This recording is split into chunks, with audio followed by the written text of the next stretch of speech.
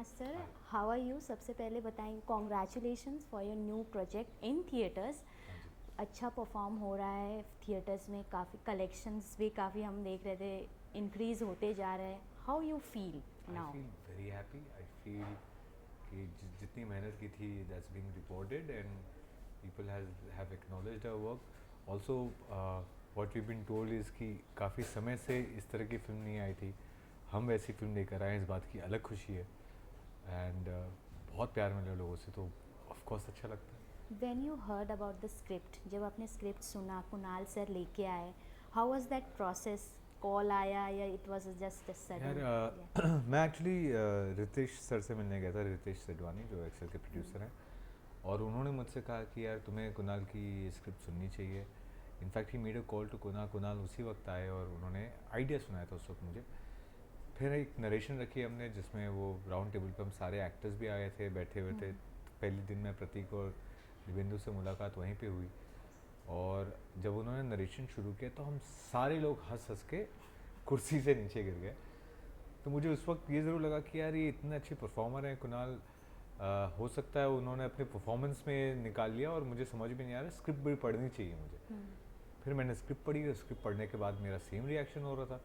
तो मुझे लगा यार कहानी में काफ़ी दम है, the way he is written it is beautiful. मुझे एक्चुअली लगता है script is the hero for film. And बस उसके बाद हम कूद गए and now seeing this reaction so much joy. Yes, if I talk about your character, आपके कैरेक्टर व्हाट इज़, मतलब क्या अच्छा लगा आपको? जो व्हाट इज़, मतलब क्या क्या ऐसी एक चीज़ है जो आपको आपके कैरेक्टर के साथ भा गई अदर यार देन कॉमेडी? आई थिंक एक there's a niceness to him, there's a goodness to him, there's a good friend that you see in him. He's in America an investment banker. Maybe कोई चीज़ कहीं खाली पड़ी है थोड़ी सी. There is a certain naivety, एक innocence है उसमें.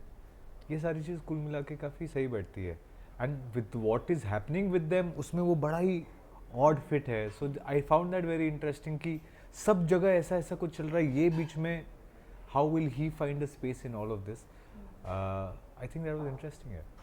If I talk about the story, आपने जितने पहले प्रोजेक्ट्स किए, खाकी हो गए, बम्बई मेरी जान हो गई, लैला मजनू हो गए, ये कैरेक्टर बाकी सबसे काफ़ी डिफरेंट है जी और कॉमेडी करना इज़ नॉट ईजी। जी. क्या कुछ रोल के लिए आपने प्रिपरेशन कुछ किए या किस तरीके से अपने कैरेक्टर को ऑथेंटिक रखने के लिए आपने काम किया? हाँ, जैसे आपने जिन फिल्मों का नाम किया वो भी आपस में काफ़ी अलग है एक हाँ, दूसरे से. बिल्कुल। सो अलग तरह के किरदार करना ही मेरा काम है. मैं एक्टर कहता हूँ अपने आप को. सो मेरी चाह हमेशा वही रही है. कॉमेडी मुश्किल है डेफिनेटली. जो मेरी समझ बैठती है कि टाइमिंग हर चीज़ के लिए ज़रूरी है. हर हर जॉनर अपने आप में लैंड करना मुश्किल है, लेकिन कॉमेडी का गलत होना ज़्यादा आसान है. And which is why it's so difficult कि जो हमने किया है ये सही बैठेगा कि नहीं बैठेगा ये हमको एंड तक नहीं पता होता. We don't know really. जब हम शूट भी कर रहे थे मडगांव एक्सप्रेस तो हम एक्टर्स आपस में बैठकर बात करते थे, तुझे लग रहा है बैठ रहा है, you know, but you don't know. And ये सिर्फ जो डायरेक्टर है वही जान सकते हैं. And which is why whatever love that Madgaon has gotten, I think all due credit goes to Kunal for it. We have done a decent job, I won't take that away. हम actors अच्छे actors हैं और हम अच्छा काम करते आ रहे हैं. बट इस चीज़ को पूरी तरीके से खूबसूरती से जिस तरह से वो पहुंची है मडगांव एक्सप्रेस अपने स्टेशन पर, उसके लिए कुणाल केमू जिम्मेदार है. अगर बात करूँ खाकी, जो आपने कैरेक्टर निभाया था, तब से आपको एक रिकॉग्नाइजेशन मिला है, हमें एक अविनाश तिवारी जो है हमें पता चला है. वो दिन क्या ऐसा कुछ मेमोरीज आप बताना चाहेंगे आज जो आपको लोग सराहते हैं, कॉम्प्लीमेंट करते हैं? मेरे लिए यार ये शुरुआत लैला मंजू से हो गई. जी, OTT डेब्यू? नहीं, that was a theatrical itself. Okay. 2018 में मेरी फिल्म आई थी, सितंबर 2018 में. और ये अलग बात है कि 3 दिन में फिल्म उतर गई थी, लेकिन धीरे धीरे फिल्म ने आज तक रेलिवेंस रखा है. सो सराहना प्यार मिलना तो उसी वक्त से शुरू हो गया था. मुझे ऐसे कोई ख़ास वाक़या याद नहीं. ये ज़रूर खाकी का अपना नाम लिया तो ये ज़रूर था कि मेरे सोशल मीडिया पे जहाँ भी देखो उससे पहले कैस और मजनू ही देखने मिलते थे. और खाकी आने के बाद से मैंने चंदनवा और चंदन महतो सुनना देखना शुरू किया. तो वो मुझे एक बड़ी राहत मिली कि शायद मैं एक किरदार ही ना रह जाऊं और दूसरे किरदार भी मेरे उतना ही वैल्यू क्रिएट कर सकें। तो आज बड़ा इंटरेस्टिंग होता है और ये अपने आप में मुझे काफ़ी खास बात लगती है कि कोई मुझे कभी कैस मजनू बुला देता है, कोई चंदन महतो बोल देता है, कोई दारा बोल देता है। मेरे इतने छोटे से करियर में मेरे पास 3-4 किरदार हैं जिसके नाम से मुझे बुलाया जा सकता है। तो अपने आप में मेरी सक्षमता को भी व्यक्त करता है और लोगों के प्यार को भी। इफ़ आई टॉक अबाउट जिस तरीके से OTT पे आपने काम किया है, अभी ये थिएटर्स में आया है ये मूवी, अगर कंपैरिजन करूँ मैं तो कुछ डिफरेंस आप बताना चाहेंगे अबाउट द शूटिंग एक्सपीरियंस? और शूटिंग वैसे ही होती है, फिल्म्स और OTT कोई भी फ़र्क नहीं होता। आप ये फिल्म उठाकर रिलीज़ नहीं करते और OTT पर डाल देते तो सेम ही चीज़ होती है, तो बस उतना ही फ़र्क होता है। आप ये थोड़ा जो कॉन्वर्सेशन बहुत ज़्यादा बढ़ा है वो इसलिए बढ़ा क्योंकि 2 साल सिनेमा घर बंद थे हमारे, है ना, और हम वो भूल जाते हैं वापस। मुझे ये बड़ी अजीब सी बात लगती है कि 2 साल इतने हम कठिनाई में रहे लेकिन सब भूल चुके हैं कि 2 साल कोविड था और पूरी दुनिया बंद थी। तो उसी वक्त OTT ने रियली अपना रेलेवेंस पकड़ा। बाकी हर समय सब लोग सिनेमा के किरदार करना चाहते हैं और हम जिस जनरेशन में उसमें सबसे बड़ी बात यह है कि हम थिएटर्स में भी हो सकते हैं, हम OTT पे भी हो सकते हैं, हम टेलीविज़न में भी हो सकते हैं, हम स्टेज भी कर रहे हैं, प्रतीक स्टेज भी करता है आज के समय में। इससे ब्यूटीफुल चीज़ एक एक्टर के लिए क्या हो सकती है? ये लेबल डिफाइन करना OTT और फिल्म्स का आई थिंक ये मीडिया वाले ज़्यादा करते हैं। नहीं, आपको नहीं लगता ये थोड़ा मीडिया वाले लोगों का काम है? Okay, moving on next question.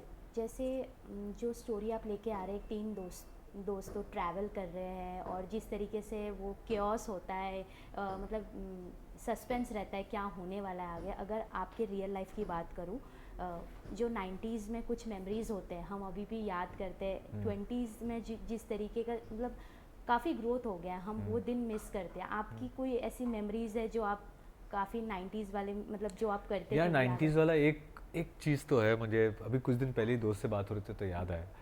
9th standard में मुझे एक लड़की पसंद थी, है ना, वो स्कूल में ही थी और फ्राइडे तक, मंडे टू फ्राइडे हमारा स्कूल होता था, सैटरडे संडे छुट्टियां होती थी।